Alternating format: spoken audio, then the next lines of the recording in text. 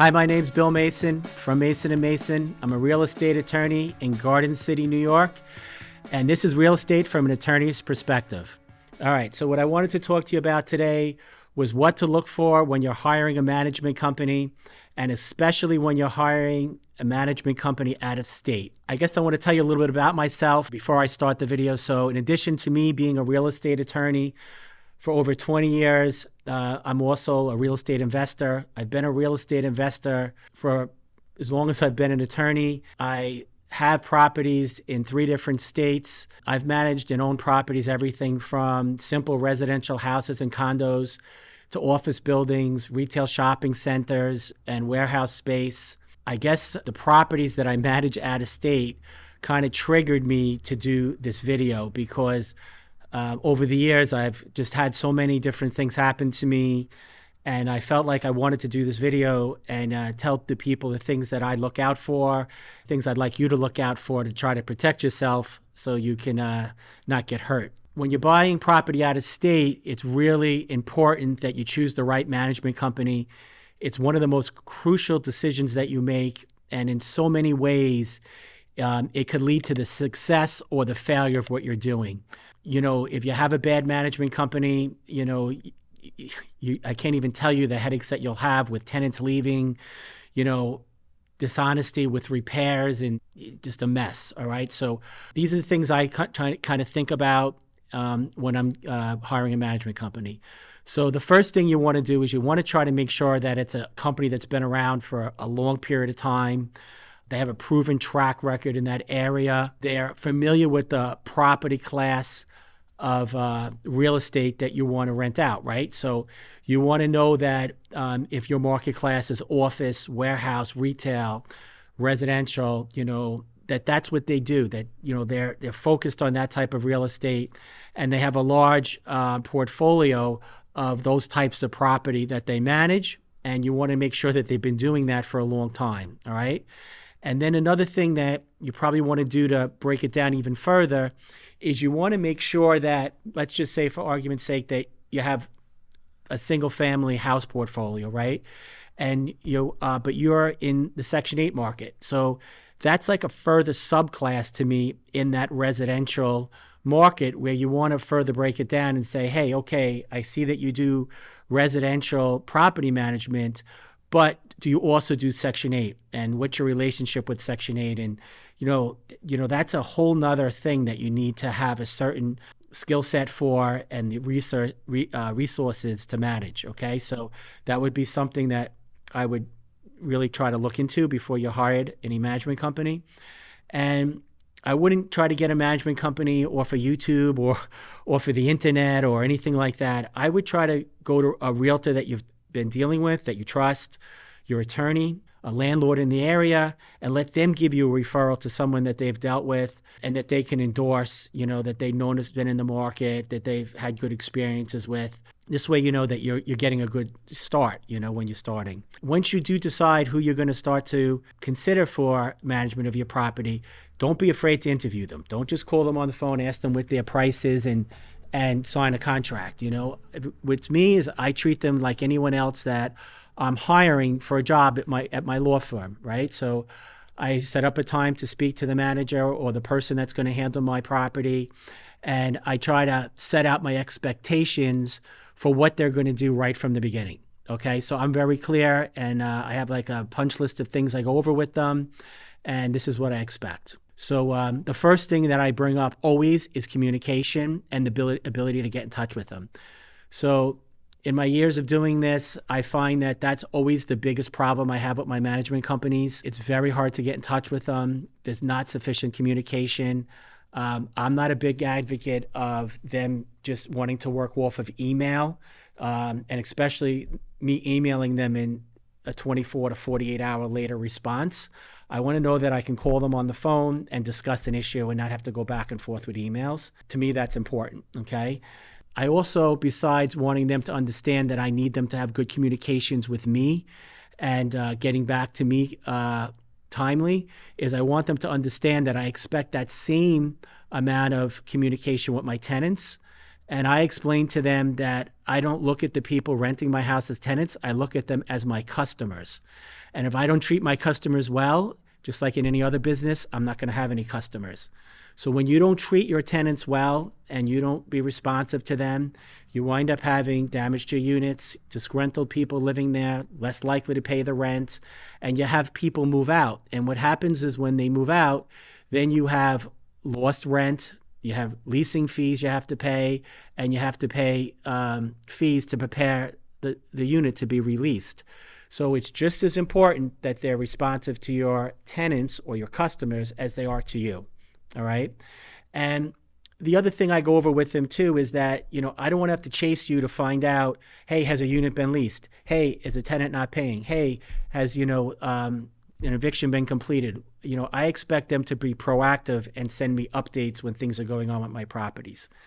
This is really important and maybe something basic that you think everyone will do, but you'll find a lot of these management companies don't. Then the next thing is that I want to have a criteria that I go over with them for screening tenants.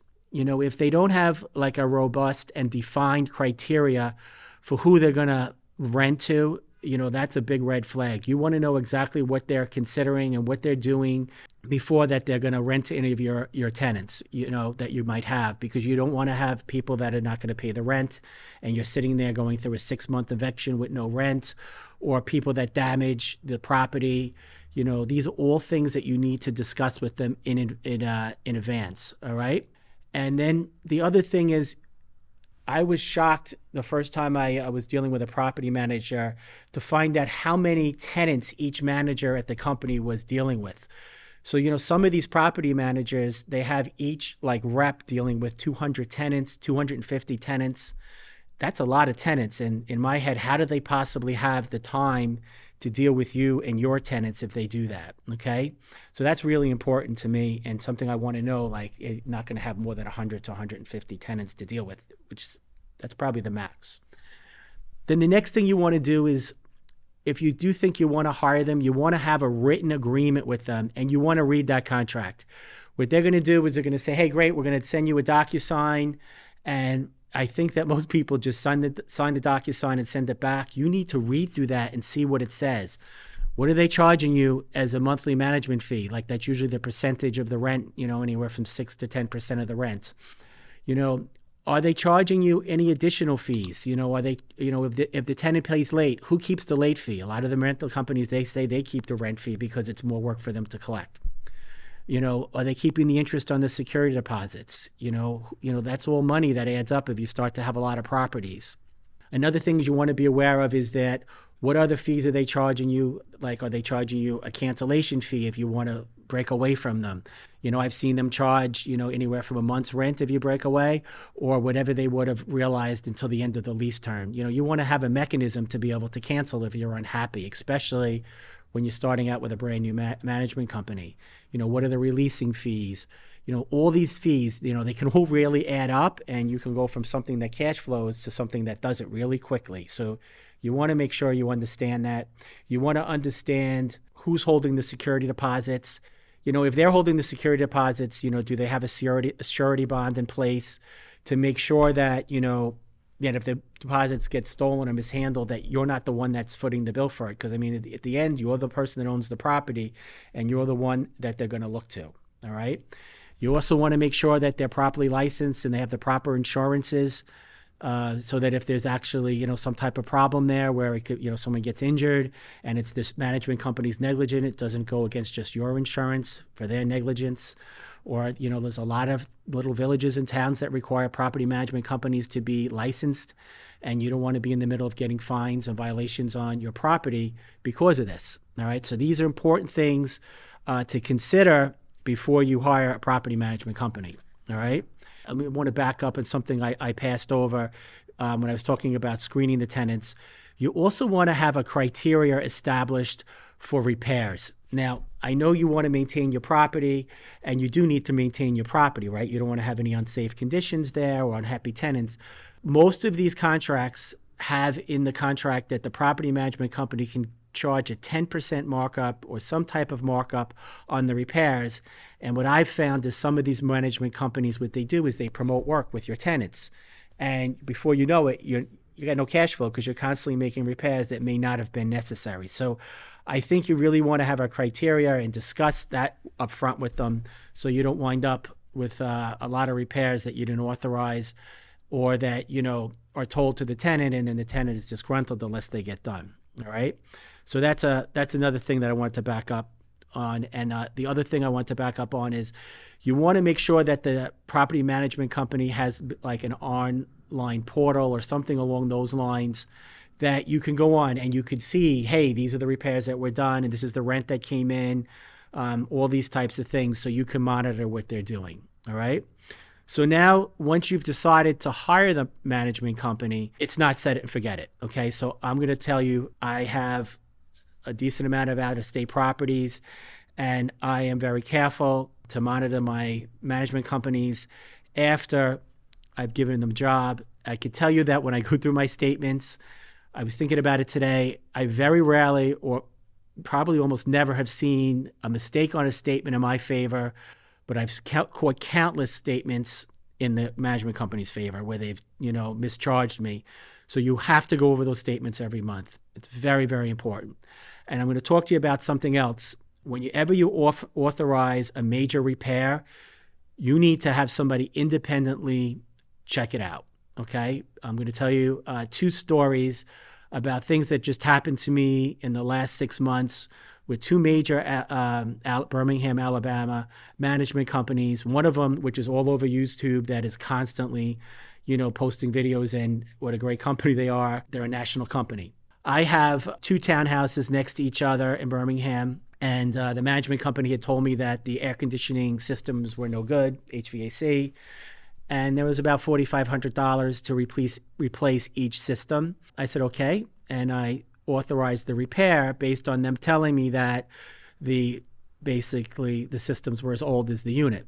And what I did after they billed me for it and after they had said the work was complete, I paid my own independent person to go out to the property and just inspect the work to make sure that it was done. And unfortunately, what I discovered was 1 unit, no work was done. It was an old unit. It just needed to be, replaced. And then the other unit, no work was done, but the unit was only from 2002, which was the year before I bought the property. And there was no reason for them to have said that unit needed to be replaced. So needless to say, they're not my management company anymore. That was $9,000 in work that I had to chase them to get the money back for. To their credit, they did refund the money. But in my head, that's stealing. I mean, you knew that one unit was a 2002 unit that was 1 year old, and the other unit, you just didn't do the work. That's why you have to check. You have to check. I have another property, which is a house, which I completely got renovated in Birmingham. When I went to put a tenant in there, this is a different management company, but also a pretty big management company.